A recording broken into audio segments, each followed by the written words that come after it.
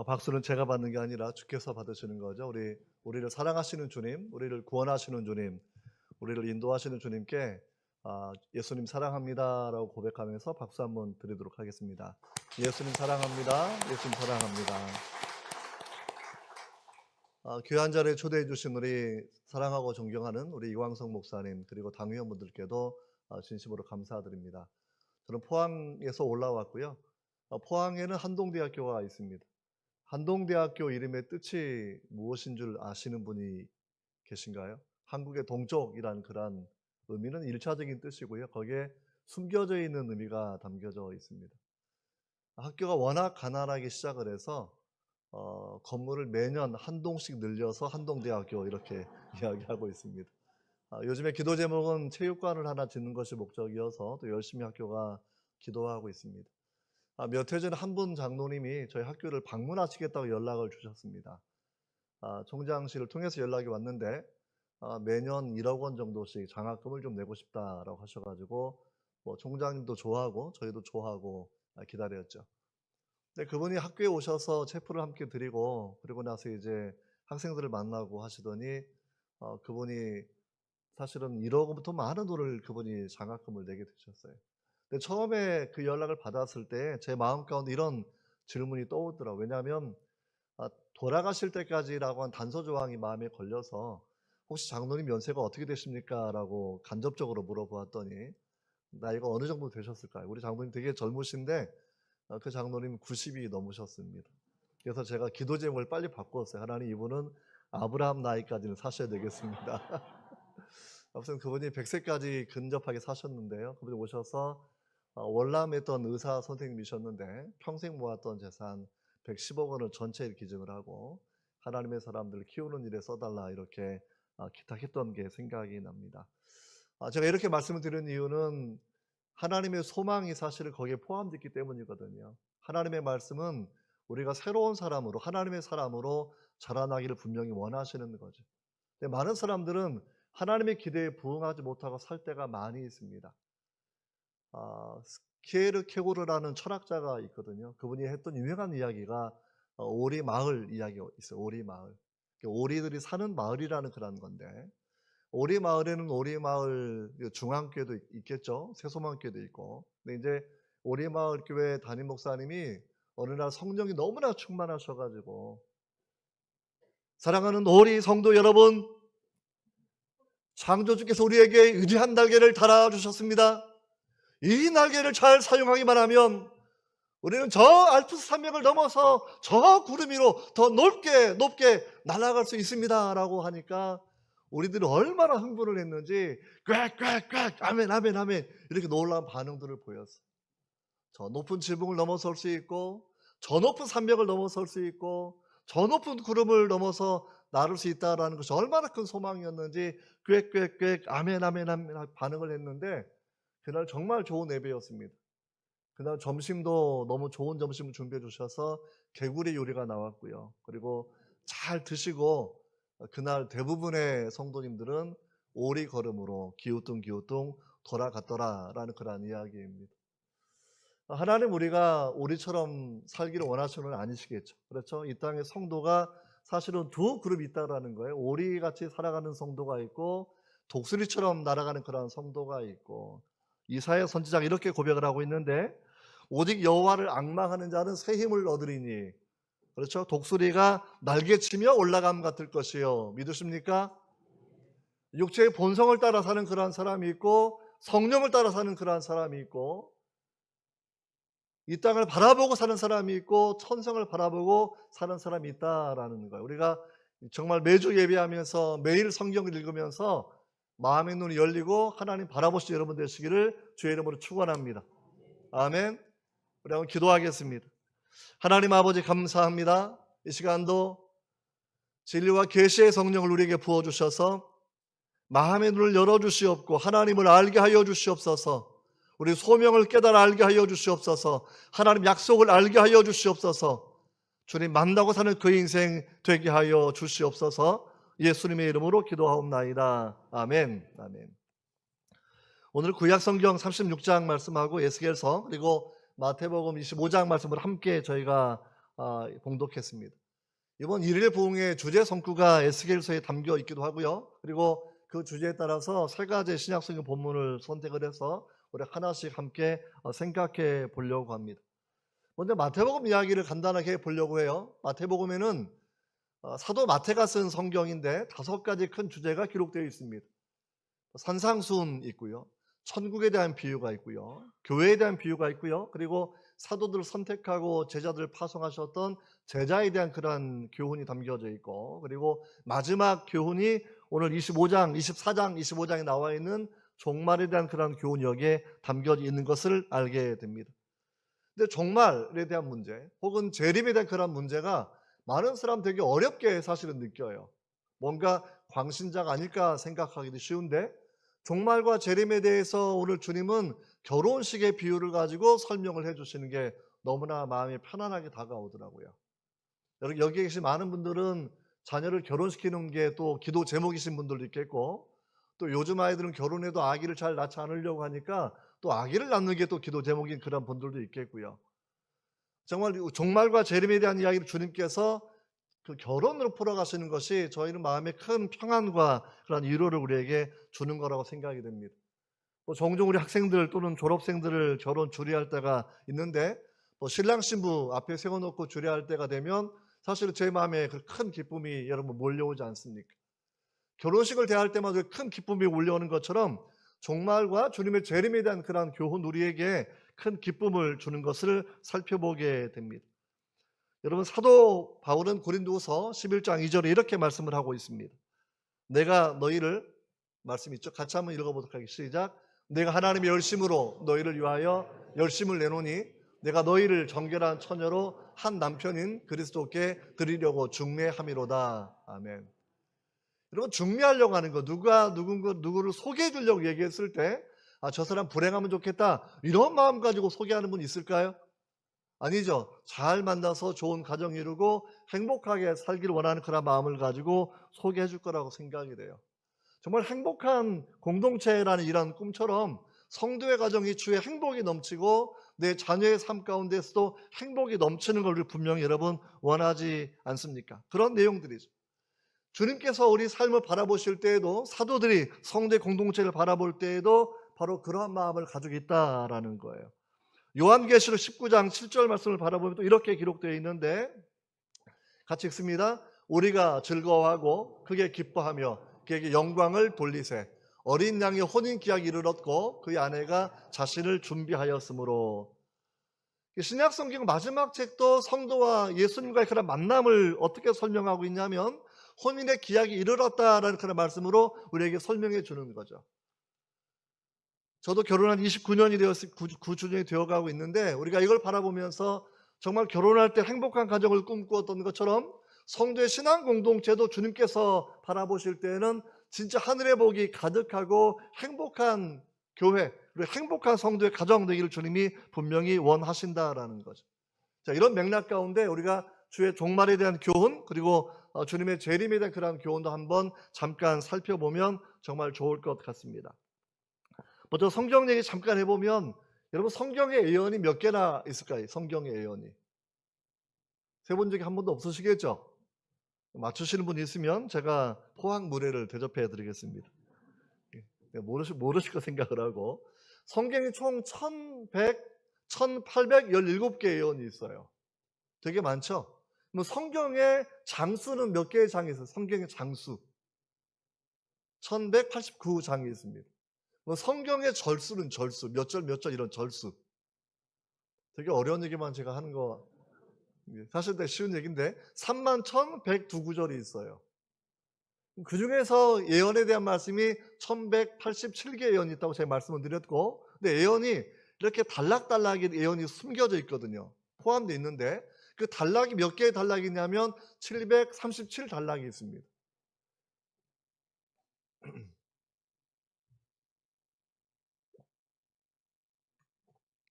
737단락이 몇 개의 절로 이루어져 있냐면 8,300개의 절로 이루어져 있습니다. 그리고 성경 전체가 31,102구절인데 8,300개 정도 넘으면 성경 전체 본문의 약 약 26.8% 정도는 정확하게 예언을 담고 있는 본문이라는 거죠. 그럼 예언이 왜 이렇게 중요한 거죠? 오늘 본문도 재림에 대한 예언, 종말의 예언을 담고 있는 건데, 예언은 하나님의 역사 경영이기 때문입니다. 하나님께서 정하셨고 하나님이 역사를 경영하시고 하나님이 운영하시겠다라는 거예요. 프랑스의 문호 생텍쥐베리라는 분이 있어요. 그분이 썼던 책 중에 어린 왕자라는 아주 어린이 동화책 같은 것이 있는데 이런 구절이 있습니다. 밤하늘의 아름다운 것은 그 속에 반짝이는 별들이 있기 때문이다. 사막이 아름다운 것은 그 안에 숨겨진 샘물이 있기 때문이다. 정말 멋지지 않나요? 그렇죠? 밤하늘의 별들을 바라보면 우리가 밤하늘이 깜깜해도 밤하늘마저도 아름답게 느끼는 것은 보석처럼 빛나는 별이 있기 때문이라는 것이고, 때로 정말 메마른 광야의 길, 사막의 길을 걸어갈 때에도 그 안에 숨겨진 샘물이 있기 때문에 그 사막마저도 아름답게 느끼는 것처럼, 우리 인생 사실이 별거 없지만 우리가 정말 천사가 부러워할 만한 존재가 된 것은 제 마음과 여러분의 마음 가운데 그 위대하신 구세주 주님께서 계시기 때문입니다. 믿으십니까? 정말 예수님이 우리 안에 계시는 삶을 살아야 되는 거죠. 그저 육체로만 살아가는 그 삶이 아니라 주의 성령이 내주하는 그 삶을 우리가 분명히 살아가야 될 거예요. 오늘 종말에 대한 이야기는 그런 내용 가운데 주님께서 우리에게 말씀해 주신 겁니다. 사실 천국은 이렇다라고 말씀하시면서 본문을 진행하고 있는데 25장 1절에 바라보면 그때의 천국은 마치 등을 들고 신랑을 맞이하러 나간 열 처녀와 같다, 이렇게 말씀을 하고 있거든요. 하나님의 나라 이야기를 주님이 하고 계시는 거죠. 대한민국, 미국, 일본, 중국 다 그 나라에 통치하는 법률이 있는 것처럼 여러분 하나님 나라 천국도 하나님의 통치의 영역이 분명히 존재합니다. 내가 대한민국 시민이면 법을 따라 살아가는 것처럼 내가 하나님 나라의 시민이라 그러면 하나님의 말씀을 따라 살아가는 것이죠. 주의 말씀을 사랑하고 주의 말씀을 존귀 여기고 그렇게 살아가는 거거든요. 마태복음 24장 25장은 종말에 대한 교훈을 담고 있는데 절수는 96절이에요. 세보시 96절이 있는데 그 중에 여러분 16절이 95절 중에 16절이 주님이 다시 오시겠다라고 다짐하시는 장면이 여러분 여기에 포함되어 있습니다. 그러니까 주님께서 얼마나 이 부분을 정확하게 말씀하셨는지 내가 다시 온다라 이렇게 우리에게 말씀해 주고 계시는 부분이거든요. 여러분 그 내용 가운데 오늘 본문의 내용은 교회 공동체 주시는 건데 교회 공동체 안에 두 그룹이 있다라는 거예요. 하나의 그룹은 기름이 부족했던 미련한 처녀의 그룹이 있고 하나의 그룹은 기름이 충분했던 그룹이 있다, 이렇게 말씀을 하고 있고 5대5 미련한 처녀 5명, 지혜로운 처녀 5명 이렇게 비교해 주고 있다라고 우리가 알고 있습니다. 여러분 한 모든 교회가 다 성령 충만하고 다 거듭나고 독수리가 날개치며 올라가는 것처럼 믿음의 날개를 펴고 주님길을 향하여 나가면 좋은데 여러분 교회 안에도 여러분 그룹이 나누어져 있다라는 것, 이거 한번 주목한 사람들이 종교 개혁자들입니다.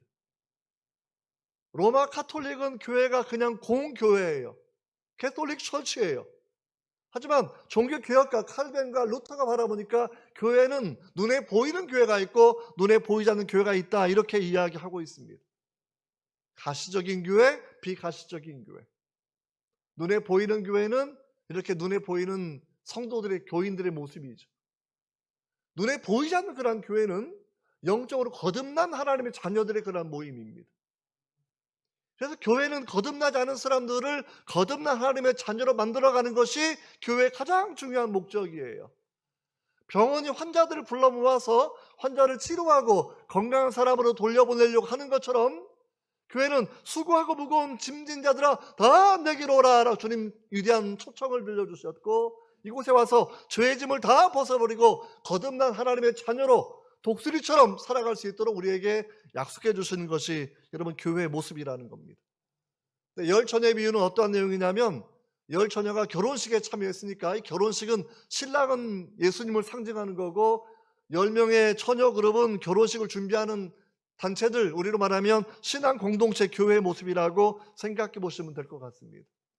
함께 교회를 다니고 있는데 함께 성경 공부를 하고 있어요. 그러니까 우리가 교리를 배우면 기독론도 배우고, 기독론, 그리스도가 누구인가 배우고, 재림론도 배우고, 성령론도 배우고, 천국론도 배우고, 제자의 도도 배우고 다 배우는데, 하지만 그 똑같이 배웠지만 그 중에서 5명은 지혜로운 사람이고 5명은 미련한 사람이다, 이렇게 말씀해 주시는 겁니다. 그래서 우리들에게는 미련한 사람이 되지 말고 지혜로운 사람이 되어야 된다, 지혜로운 성도가 되어야 된다, 이렇게 우리에게 여러분 교훈을 주시는 거거든요. 한번 따라해 봅시다.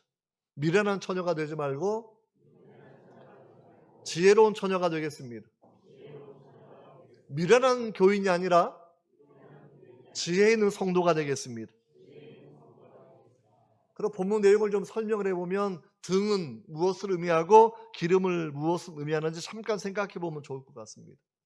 사실 많은 교보들이 다 설명을 많이 해 놓았어요. 그래서 일반적으로 등은 하나님의 말씀 또는 우리의 신앙생활의 모습이라고 설명을 하고 있고, 기름은 성령의 내주하심, 성령의 은혜, 거듭남, 성화, 이렇게 우리에게 설명해 주는 거거든요.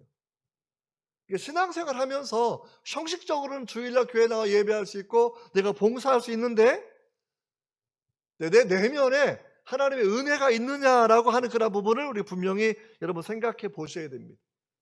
시편 119편 105절을 바라보면 주의 말씀은 내 발의 등이요라고 이렇게 말씀을 하고 있죠. 가까이 1m 앞을 비추는 내 발의 등이라고 설명을 하고 있고, 내 길의 빛이에요. 북극성처럼 내 인생의 방향을 보여주시는 분, 하나님 말씀의 역할을 우리에게 그렇게 설명해 주고 있습니다. 등도 있어야 되고 기름도 있어야 돼요. 제가 어릴 때는 저희 조부님의 그 모습이 생각이 납니다. 어릴 때는 저희 시골에 할아버님 댁에 가게 되면 전기가 들어오기 전에는 등잔을 써서 이렇게 저녁에 식사를 하셨거든요. 그러면 할아버님이 기름을 사가지고 오셔가지고 등잔에 심지를 정리하고 뚜껑 열고 기름을 부어서 등잔불을 켜야 저녁도 먹을 수 있고 잠깐 책도 볼 수 있고, 그리고 좀 지나면 또 기름을 아껴야 되니까 훅 꺼가지고 이제 얘들아 잠을 자거라 해가지고 잠을 재우는 그런 때가 옛날의 모습이 생각이 납니다. 기름이 있어야 여러분 불을 피울 수가 있는 거겠죠. 성령의 기름 부음이 있어야 된다라는 거죠.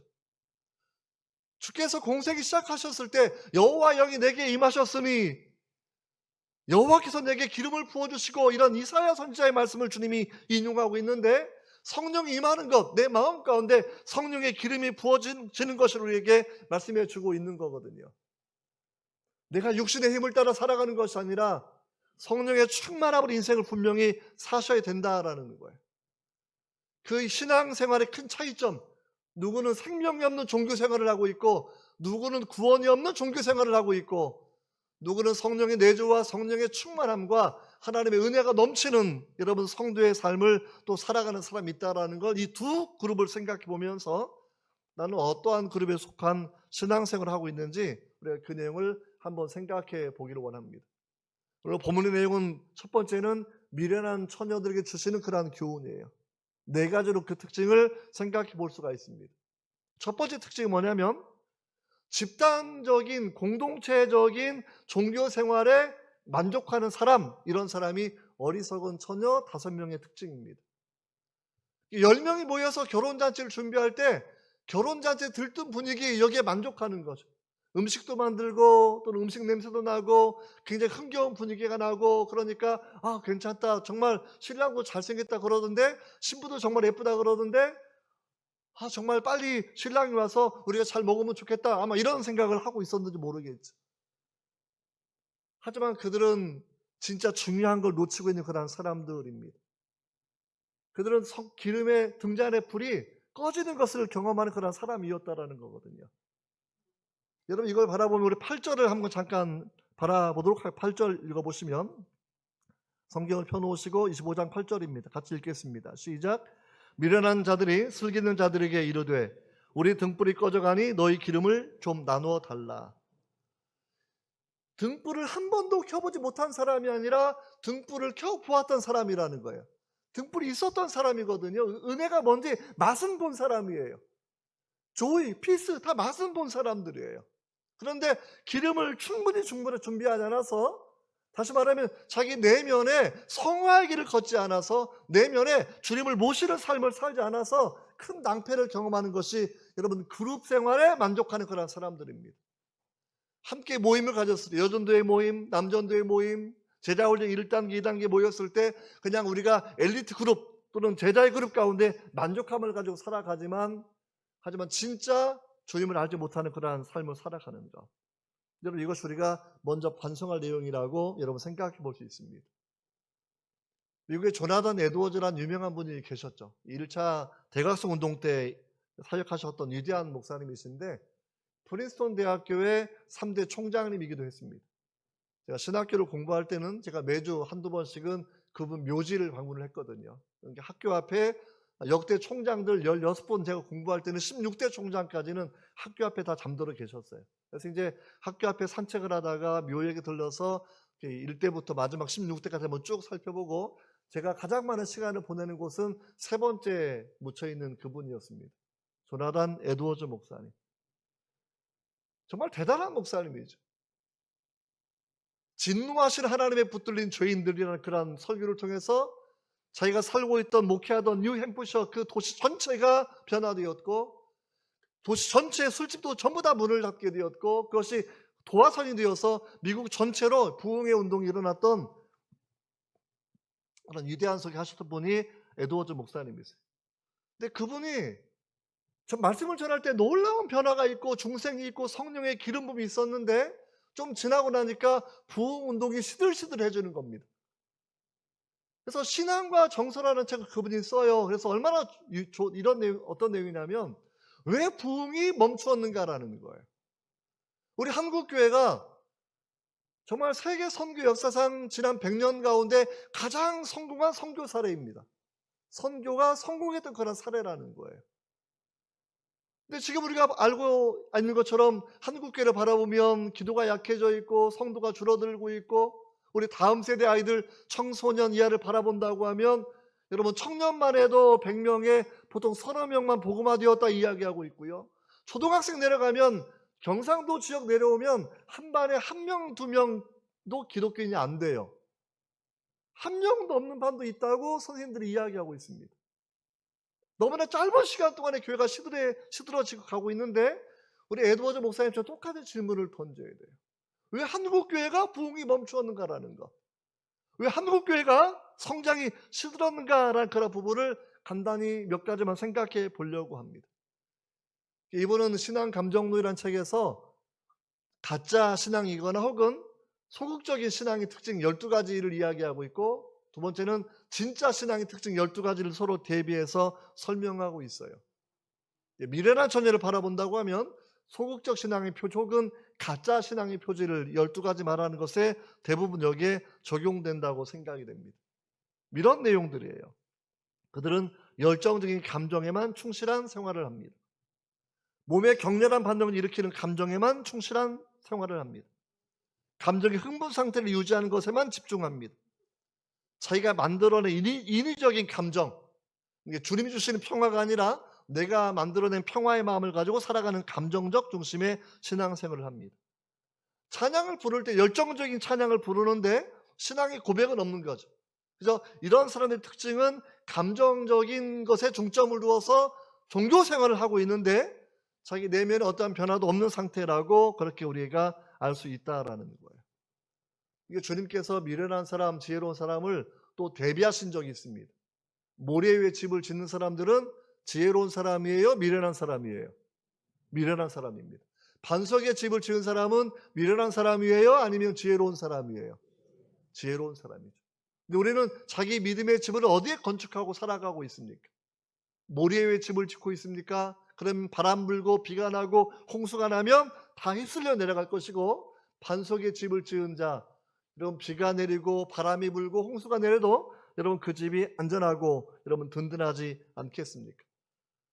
우리가 생각해 봐야 되는 것은 내가 정말로 남전도의 여전도의 그룹의 생활에만 내가 만족하고 있는지 내가 진짜 하나님의 은혜를 경험한 사람인지 자신을 지속적으로 점검하고 돌이켜보는 것이 필요하다라고 생각합니다.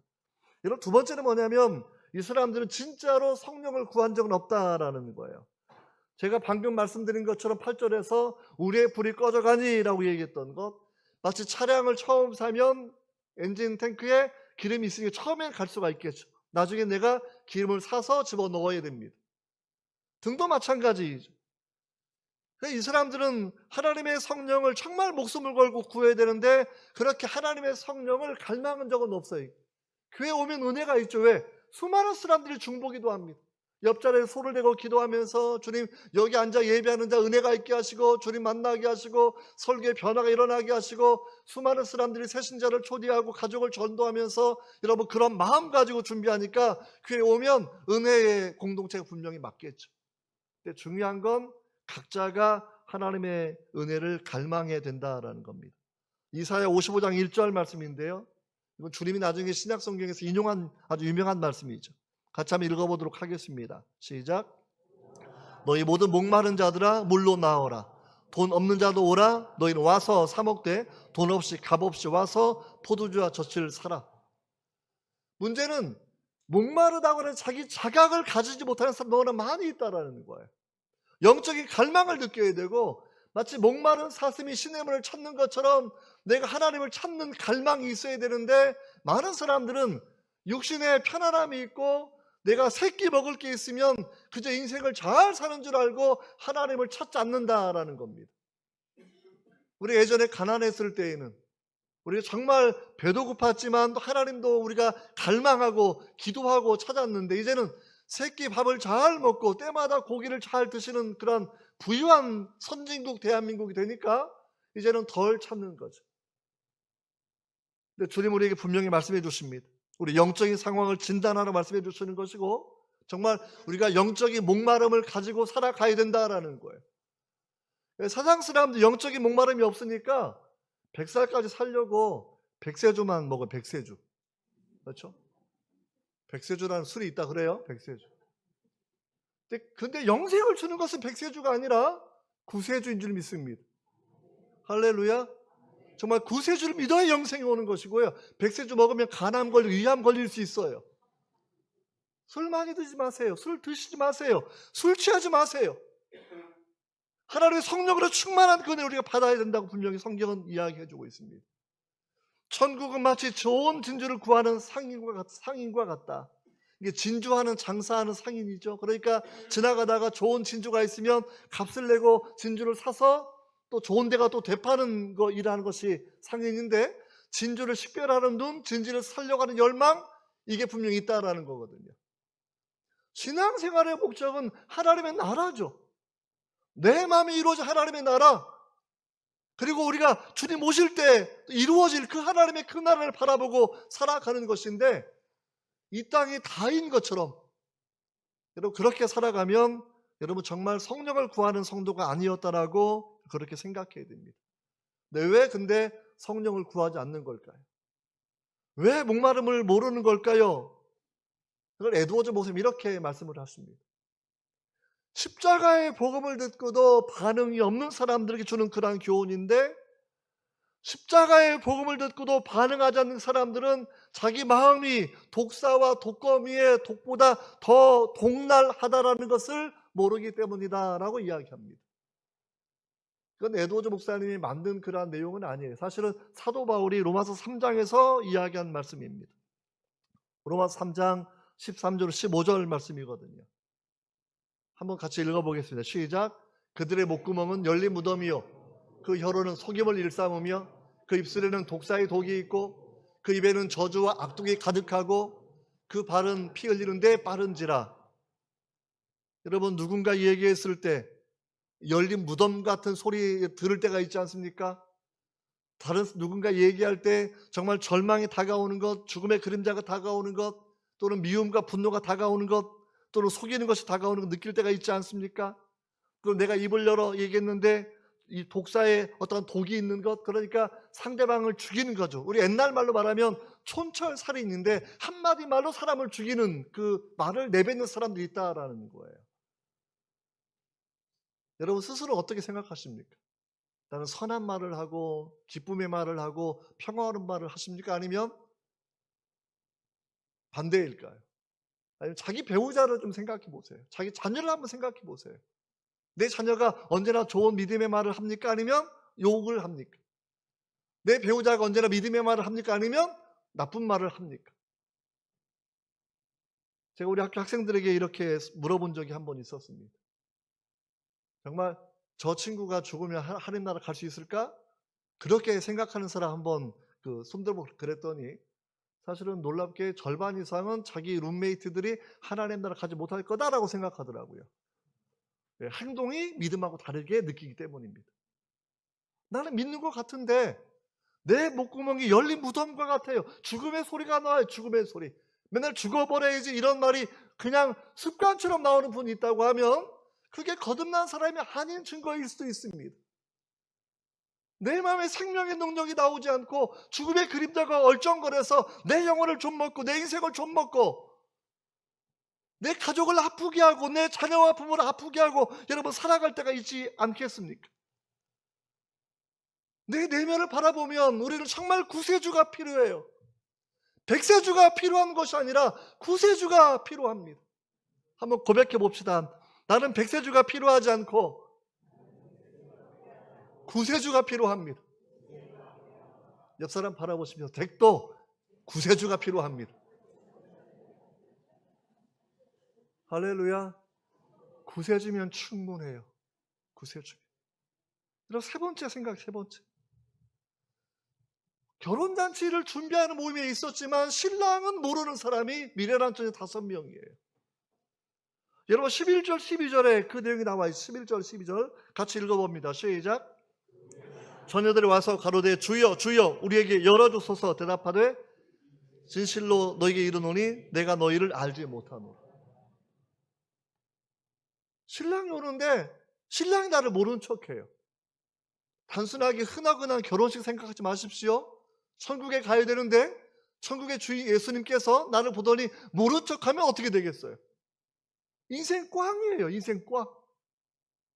주님께서 착하고 충성된 종아 내 사랑하는 아들아 내 딸아라고 하시면 천국의 영생복락을 노리는 거겠지만 결혼식은 알았지만 신랑은 모르는 사람, 교회는 다녔지만 예수님은 모르는 사람, 여러분 그런 사람들이 오늘 확률적으로 절반 정도가 된다라고 우리가 쉽게 적용해 볼 수 있지 않겠습니까? 영국의 유명한 문학자이자 변증가했던 C.S. 루이스라는 유명한 분이 있는데 그분이 이렇게 얘기해요. 이런 사람들은 헛개비, 허수아비 예수님을 믿었던 사람이다라고 이야기합니다. 여러분 허수아비가 뭔 줄 알죠? 진짜 사람이 아니에요? 그렇게 모양만 만들어 놓은 것이죠. 내가 예수님하고 인격적인 관계를 맺고 주님을 사랑하고 주의 사랑도 내가 받고 주님과 동행하고 손을 맞잡고 살아가는 그 삶이 아니라 그저 이상한 그림 하나 그려놓고 이게 예수님 생각하고 예수님 사랑합니다. 예수님 사랑합니다. 근데 진짜 예수님하고는 아무런 관계가 없는 거죠. 만약 여러분의 자녀들이 이상한 그림 하나 그려놓고 엄마 사랑해요, 아빠 사랑해요. 근데 진짜 엄마 아빠가 옆에 있어도 엄마 아빠 아는 척도 하지 않고 엄마 아빠가 누군지도 모르고 조그만 그림 하나 놓고 엄마 아빠 사랑해 그러면 그 아이가 불쌍한 것이지 않겠습니까? 헛개비 예수님 믿으시면 안 돼요. 진짜 예수님을 믿으셔야 돼요. 예수님이 아는 사람이 되셔야 돼요. 예수님이 나를 아는 사람, 내 이름을 기억하는 사람.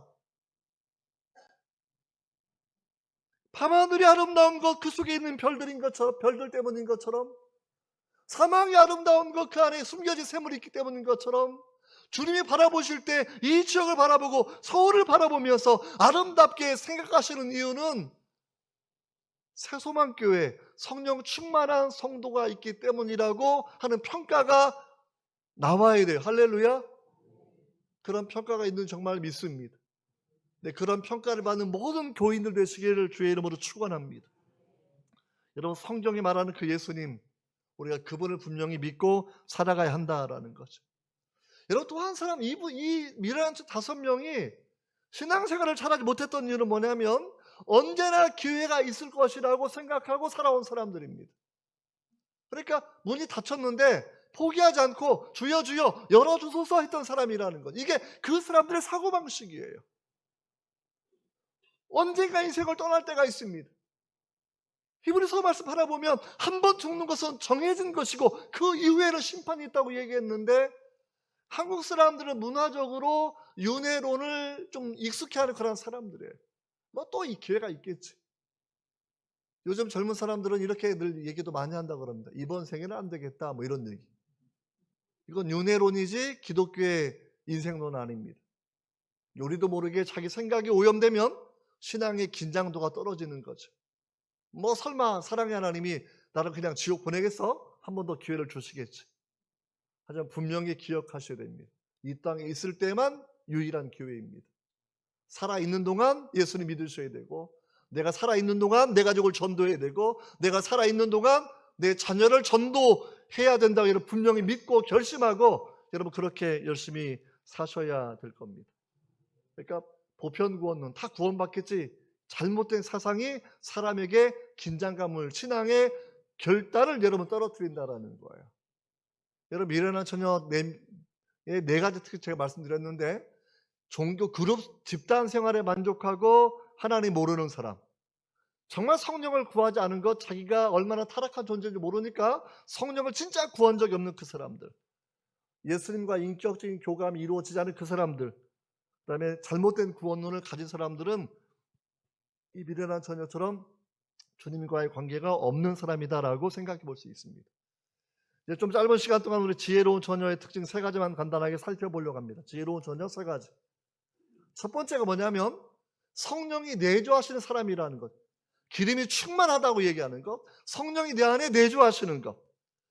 조나단 에드워드 목사님이 진짜 신앙의 12가지 특징 중에서 첫 번째 특징이 뭐냐면 성령의 내주하심을 들고 있어요. 성령의 내주하심. 여러분 로마서 8장을 바라보면 그 부분이 분명히 여러분 기록되어 있지 않습니까? 로마서 8장 여러분 14절 바라보시면 이렇게 말씀이 기록되어 있는데, 시작. 무릇 하나님의 영으로 인도함 받는 그들은 곧 하나님의 아들이라, 하나님의 딸이라, 하나님의 자녀라 되어 있어요. 로마서 8장은 성령의 임재를 경험한 사람입니다. 성령의 내주하심을 경험한 사람이라는 거예요.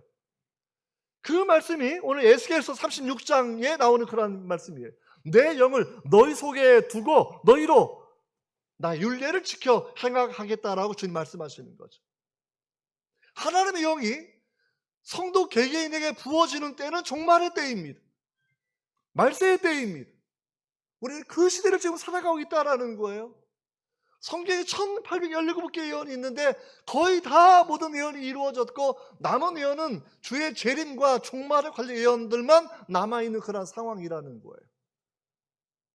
주의 재림에 대한 예언은 55개가 있습니다. 그것만 남아 있습니다. 재림과 관련된 마지막 심판의 이야기, 그것만 남아 있습니다. 나머지 모든 예언은 그대로 성취되었습니다. 성경 읽으면서 우리는 그게 너무나 놀라운 거예요. 얼마나 정교한지, 얼마나 대단한 것인지 성경 읽고 연구할 때마다 그렇게 하나님 놀라운 일이 있다라고 우리 그렇게 생각을 하고 있거든요. 네, 마지막 시대를 살아가는 방법 뭐냐면 모든 성도는 성령의 임재를 받고 살아야 됩니다. 거듭난 사람이 되어야 될 뿐만이 아니라 성령이 내 안에 계셔야 세상을 이겨낼 수 있다라는 거예요. 성령이 내 안에 없으면 세상에 빨려가는 사람이 되는 거고, 성령이 내 안에 있으면 세상을 이기는 그런 성도의 삶을 여러분 살아갈 수가 있습니다. 여러분 진짜 성도의 특징을 에드워드 목사님이 이렇게 또 설명을 하고 있는데, 왜냐하면 자기의 유익을 위해서가 아니라 하나님의 영광을 위하여 사는 사람, 영적인 이해를 가진 사람, 자기 본성의 변화를 경험한 사람, 이렇게 설명을 쭉 하고 있습니다.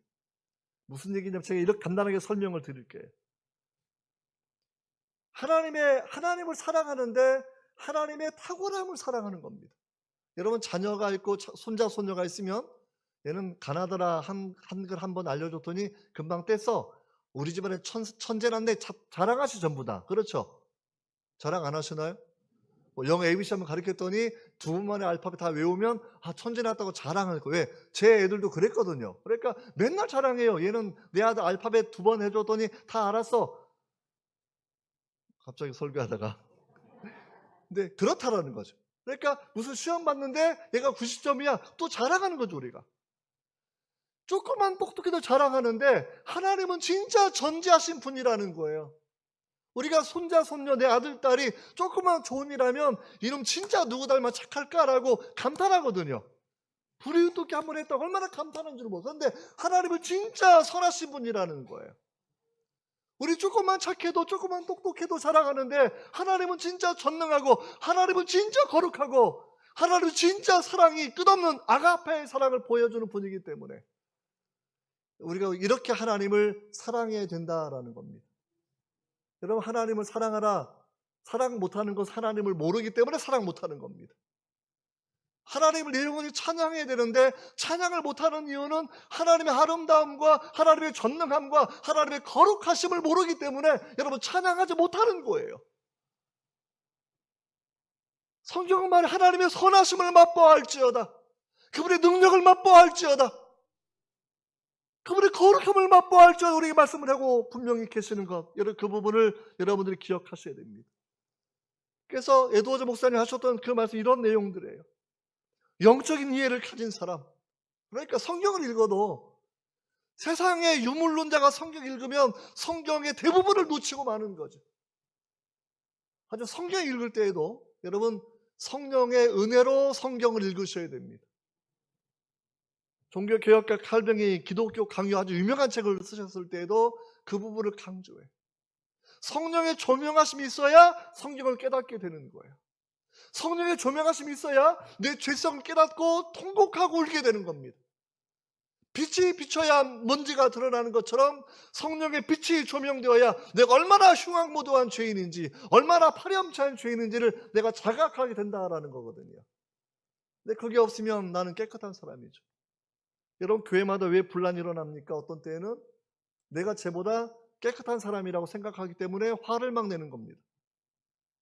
여러분, 바울이 우리보다 못한 게 뭐가 있을까요? 사도 바울은 자기를 어떻게 고백하냐면 나는 죄인 중에 괴수라고 고백합니다. 한번 따라해 보실까요? 제가 죄인 중에 대빵입니다. 죄인이란 말을 너무나 형이상학적으로 이해하지 마시고 파렴치범, 조두수 생각해 보시면 돼요. 내가 파렴치범의 대빵입니다. 고백이 너무 어려우신가요? 근데 거기까지 가야 진짜 내가 죄인임을 인정하는 사람입니다. 그래야 구세주가 필요한 겁니다. 여러분, 주님께서 하셨던 말씀을 기억하십시오.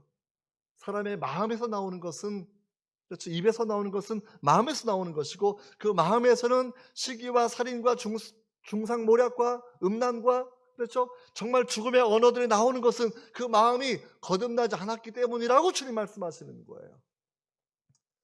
우리 성경의 교리는 단순합니다. 사람은 거듭나야 합니다. 내 자녀도 단순합니다. 내 자녀도 거듭나야 합니다.